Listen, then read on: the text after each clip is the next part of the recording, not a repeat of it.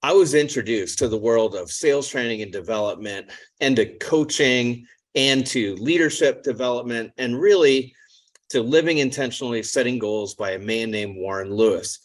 If you've been around me for a while, you've heard this name. Warren was my guy when it comes to the work that I do today. Warren was introduced to me by my father, Wayne Herring Sr., when I joined my dad's company, Preferred Warranties. And Warren at that time was a Sandler sales trainer. He had been a Sandler sales franchisee. And he worked with my team. He worked with my sales managers. He worked with the whole executive team at my company. But most important for me is he helped me to communicate with my dad. But then later on, he helped me, as I said, to live intentionally and to pursue the idea of a created life, writing a 10-year vision, a 3-year vision, setting goals, and then doing the small steps along the way that were going to help me reach that goal. Several years ago, Warren and I sat down and we had a pretty long conversation, particularly about selling and about sales management and about how business builders can build a sales team and how business builders can help salespeople to be effective, keep them on track. How do you know when to give them a performance improvement plan, when to fire them, how to hire them, how to find the best, how to help them prospect, how to coach them when they're down in the dumps. We cover a wide range of topics in this interview, and although it's pretty long, I encourage you to listen, take notes, go back to it if you have to, leave it. I think you're going to hear some gold and some gems in here that are going to make you want to not just listen into the car while you're exercising, but listen to it again when you have a notebook and a pen and can take some notes and really think about how can you shift and adjust as a business owner to maximize the likelihood of success of your enterprise, your individual salespeople, you, etc. Warren Lewis is quite possibly, even though he was a little bit older, quite possibly one of the best salespeople I've ever met. And his ability to convey a simple system is second to none. So I encourage you to give this a chance. It's very relevant in 2023 or 24, whenever you listen to it, just as it was when I recorded it back in 2019. And beyond that, Warren Lewis was a gem of a man, and I appreciate you listening to his words so that his legacy can live on. He would want you to keep going and to build your business and thrive. Welcome to the Business Builder Way podcast, where we help business builders grow leadership skills and wisdom and stay grounded through hero stories. So let's get after it. And what happens is the prospective client, car buyer, or merchant is going to try to control all the information and make decisions themselves, but they call you, and the one piece that they may not know and want to know is, what's the price? And we have to try to cut through that and get to have a conversation with them, or otherwise they're gone. If we just give them the price, we know they're probably gone and we've lost control. So any ideas on that? Yeah, the first question that most people ask is how much. The first questions we must ask is, what are the kind of things you want to accomplish? And then what is it worth to you to accomplish those things? This is part of the sales game. We want to know, how much do they want? I'm not familiar with the credit card processing company, but we need to find out what people really want. If you can fix what they want and they need, and those are the hurts that they have, price is really not important. The people will pay you to help them achieve their goals. I think part of it is, if pricing and money and points or whatever in the credit card world are what you have, and it's your leverage as a salesperson, if that's the last thing you have, then that's what you have. Some you'll win and some you'll lose when you try to engage them in a deeper discussion and really understand what their needs are, but that's all part of it. Sometimes they'll engage and sometimes they won't, but we know that as soon as we, in many cases, if they say how much and we tell them, the rest of the conversation is almost meaningless, because they're already calculating and figuring out in their head what's going on and making their own decisions, and they aren't listening to what we're saying. There's always a competitor that's going to beat your price. Geez, I've had it many times in my business. I'm not saying walk away, but you got to be okay that sometimes we're not going to do business with people. If we can have people understand that we care and the value that we bring to them is better than our competitor, then that's when we do business. But if it's all about price, many times when I've run into a situation, well, just give me the bottom line. I'm not interested in anything else. There are all kinds of consulting companies in the world. Give me your bottom line. At that point, it's pretty much, it's over. And I got to be okay with that. You do too. If you're in a price battle that it's only price, I'm walking.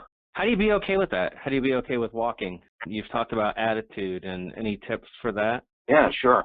Sales is a numbers game. I referenced cookbook several times, and I think you have another name for it. But my cookbook, I still remember to this day, it was 2017-841. That meant 20 specs I had to have on my prospect list, 17 gatekeepers I'd have to fight through, 8 decision makers I had to talk to, 4 decision makers I needed to get an appointment from, and 1 would close. Now that was my particular cookbook, and everybody has a different cookbook depending on what business you're in. If I had to have 20 prospects to make 1 sale, these guys that would hammer me for a price, unfortunately, they fell into the 19 people that I wasn't going to do business with. I have to be okay with that. And if you have a good plan as to how you're going to achieve your goals, and then you work that plan, you're going to get some of these. I guess that's partly why you're looking for a person who doesn't like people. Not that they don't like them, but I mean that they aren't. One of the findings that we look at with, and you, I know you haven't, I don't think you've seen the OMG or the Curlin assessments in some time, but they've changed and updated. One of the things is called need for approval. Do I need other people's approval? There's a difference between I enjoy people, like people, versus I need their approval and I need them to like me, or else it crushes me. Yeah, the need for approval is absolutely, that's a killer in sales. I'm telling you, I had a sales associate one time who worked for me, who worked in our consulting company, who probably was the best sales consultant in prospecting, in driving that sale right down to finding out what their pains were, how they hurt, but he couldn't close. And his problem was he could not take rejection. He could not take somebody that said, I don't want you, I don't like you, etc. He'd just fall apart. So I'd have to have a therapy session, it seemed, every time he came back from a sales call. Wonderful guy. He just loved to have him for dinner, but he couldn't. He needed that need for approval. That Wayne, exactly what you said. It doesn't cut it in sales. Warren, you just made me think of, I have to ask you this because it's a sales and sales management call and everybody probably wants to know. You just talked about closing the sale. What's your favorite close, or what's your favorite closing question? Isn't that what most people in sales would want to ask you right now? Have one, and it falls into the technique. There's only one closing question that I ever ask, never want to know. And I ask the person, the prospect, what would you like to have happen next? And then shut up. If you sincerely ask your prospect, what would you like to have happen next? They will tell you the sale's over or how they can be closed. What would you like to have happen next? And shut up. Shutting up is hard at all stages. Does anybody have a question? You want to raise your hand and I'll unmute you. Do you mind taking another question or two, Warren? We're getting close to the end of the hour. No, go ahead. I'm just going over to the gym with my wife. Warren, fantastic stuff here today. I've been taking a lot of notes. I really appreciate your time today very much. That question, I've heard it asked in a lot of different varieties, that last best question, but I like that wording very much because you're giving control to the customer, and customers want to feel like they're in control.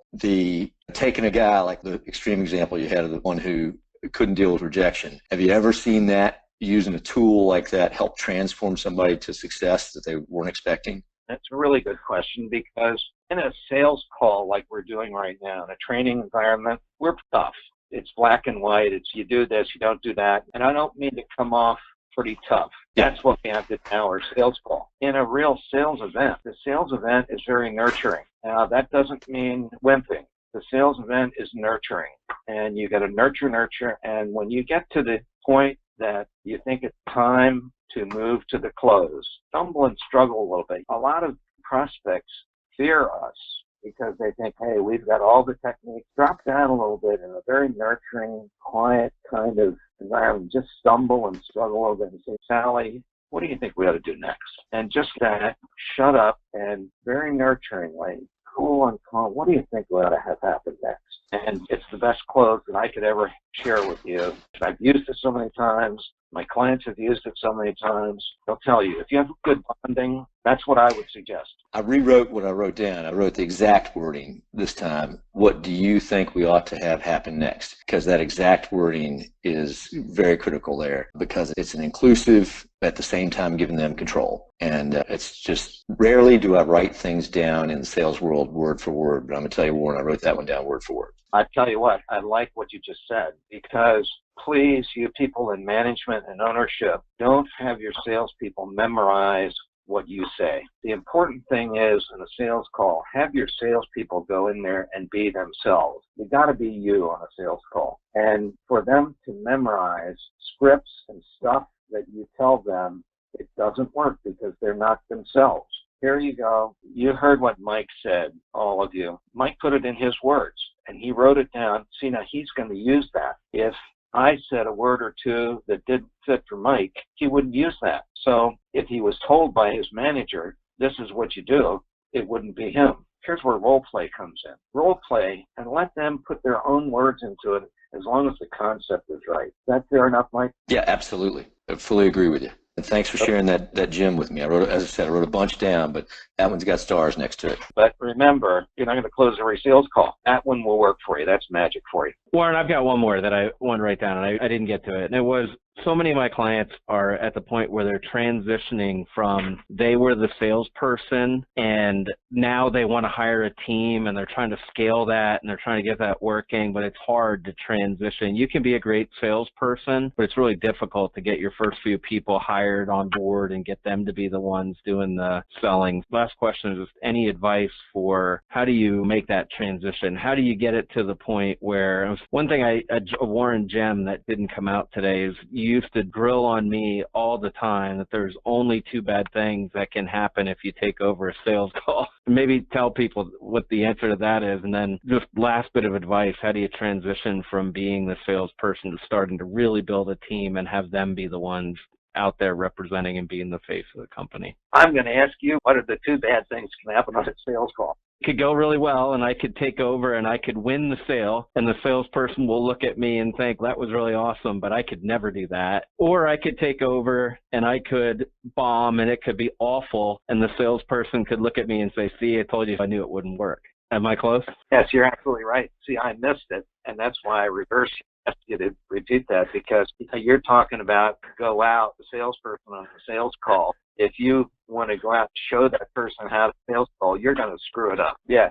those two things are perfect. You do what I said earlier. I believe that it's not a simple process. You got to benchmark the job that you want done. You got to get some good assessments to work with and give it to prospective people. You got to interview them people. And when you bring them on board, you got to onboard them properly, help them ongoing way, help them to succeed. And you could fail with the first few people that you hire too, right? No question about that, because there are a lot of things that go into success. You all know that because you're successful in what you do now. There are a lot of things that cause people not to succeed, and some of those things we can't find out until they're on board. You're going to have some failures, there's no doubt about it. Warren, thank you so much. I know it's 5 after 2. You've hung out for another couple minutes. If anybody has a question, do you mind if they email it to me? Can I pass it on to you in the next week or so? Would that be okay? Absolutely, Wayne. You and I have worked together long enough to know that we love what we do, and there's nothing that excites me more than to see people grow in this business.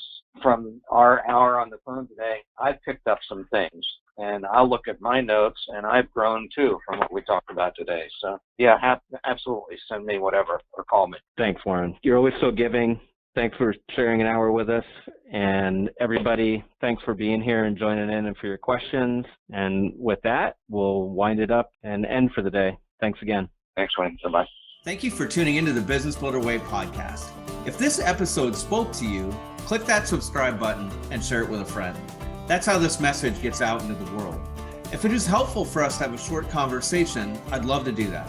Send me an email at wayne@businessbuildercamp.com.